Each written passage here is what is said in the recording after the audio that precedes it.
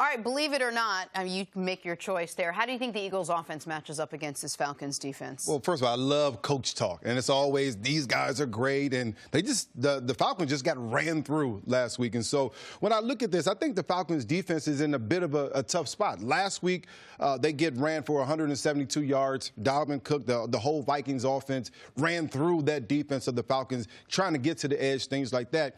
But now you put on the tape of the Philadelphia Eagles, and you see DeSean Jackson, Nelson Aguilar, Zach Ertz running down the middle of the field. And so what do you stop? Do you pick your poison to say, okay, we're going to stop the deep pass and give up some run gains? Or do you say, we're going to stop the run, which we didn't do last week, and we're going to give it the big passes down the middle? And so, to me, the one thing I don't want to happen is I don't want the run game to beat me and Carson Wentz to beat me. So they have to figure out what they want to do. Do you want to stop the run or the pass? Last week, they couldn't stop the run. The Falcons' defense couldn't. Now they run against an offense that has the ability to throw the ball down the field with Carson Wentz and run the ball with Miles Sanders as well as Jordan Howard. They have to pick the poison. They're in a bad position defensively this week. Well, here's the thing with the Falcons defense, right? This is an undersized group. They're really built to play with the lead. Where they ran into trouble last week in Minnesota was that the offense didn't do anything with the football for the first 3 quarters of that game. And that defense wore down. And that's why the Vikings were able to have so much success with Dalvin Cook and others with the rushing attack, because you got that big physical offensive line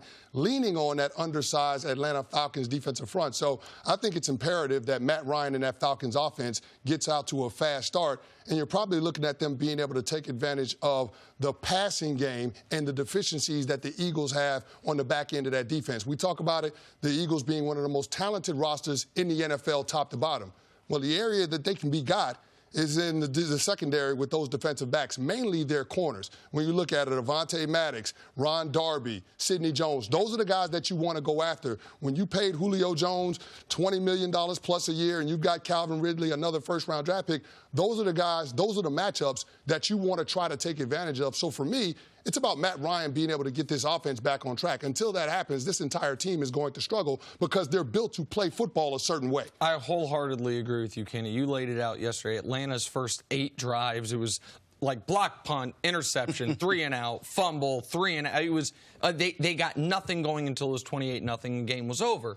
And Atlanta, I know they have a defensive-minded head coach. I don't know if he's actually good at that part of football. I know that that's what since he got the job being the D coordinator with Seattle, when back-to-back years they had the best defense in football by far, in Atlanta, that has not transitioned over. Maybe it's personnel. Maybe that's unfair to Dan Quinn. I just know since he's been there, none of us has looked at the Falcons and been like, man, that's a great defense. I don't think there have been many years we've even looked at them and said, that's a pretty good defense. So for Atlanta to have any chance, yes, they're going to have to get off to a quick start offensively, which I think will address some of your concerns for them on the other end.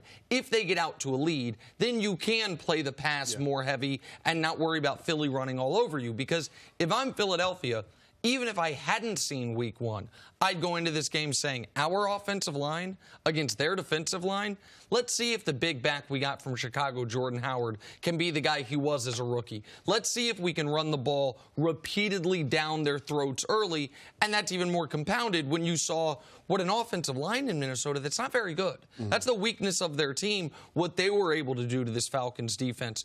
But if you do focus on that as Atlanta, then D-Jack can hit you over the head. Yep. That's why I think you said it, and I think you're not the only one. Of all the offseason moves, aside from maybe Nick Foles going to Jacksonville, the one that could have the most impact on winning games was the DeSean Jackson addition, because while Philadelphia already had such a well-rounded team, the one thing they were missing was the thing DeSean has done better than almost anyone in NFL history.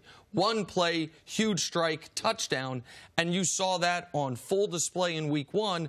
So it is an element of, this is why Philadelphia is Jenna's Super Bowl pick. There's an element of pick your poison. How do you want to get beat? And so for Atlanta, the only chance they have, and by the way, a game that's, what, a 2-point spread? Like, it's not like they're supposed to be blown out in this. They're at home. They're supposed to be a good team. The only chance they have is to make this a track meet, to make Philadelphia keep up with them offensively. When I look at the last 3 games between the Falcons and the Eagles are 3-0. All of those games were in Philadelphia. You got to think about this.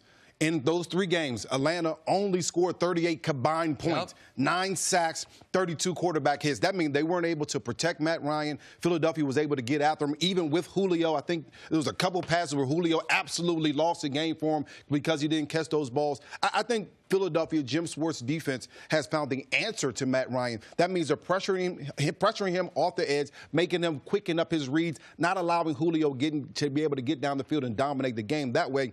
That has been helpful for Jim Schwartz and that defense. I think defensively, they continue that same model. Allow Fletcher Cox to get in to be a physical man up front. You bring in Malik Jackson with the injury. Now you have to figure out how do you get pressure off the edge. That's what the Philadelphia defense is all about. We're not going to blitz. Last week they blitzed. They got beat over top. I think this week they go four guys rushing, and they try to get after Matt Ryan that way. Well, you talked about the last several games that they played. I think that's enough of a sample size for Dan Quinn to know that this Philadelphia Eagles team is more physical than your team. That's the reality of it. Bill Parcells used to say this all the time.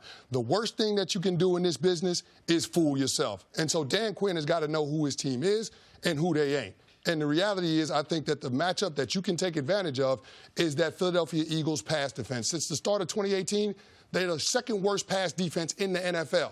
And since the same span, the Atlanta Falcons passing attack is the 4th best in the NFL. So that's your matchup that you need to take advantage of. Right. Like Nick said, turn it into a track meet. That's the only shot that they got because the Eagles on both sides of the ball at the line of scrimmage are a better football team. But just quickly, when do we start having a Matt Ryan conversation? I mean, how much of... Oh, I don't... years from now, okay. I think. I think Matt Ryan, he won the MVP a few years ago. A few years ago Well, now. hold on. So he won the MVP in 2016.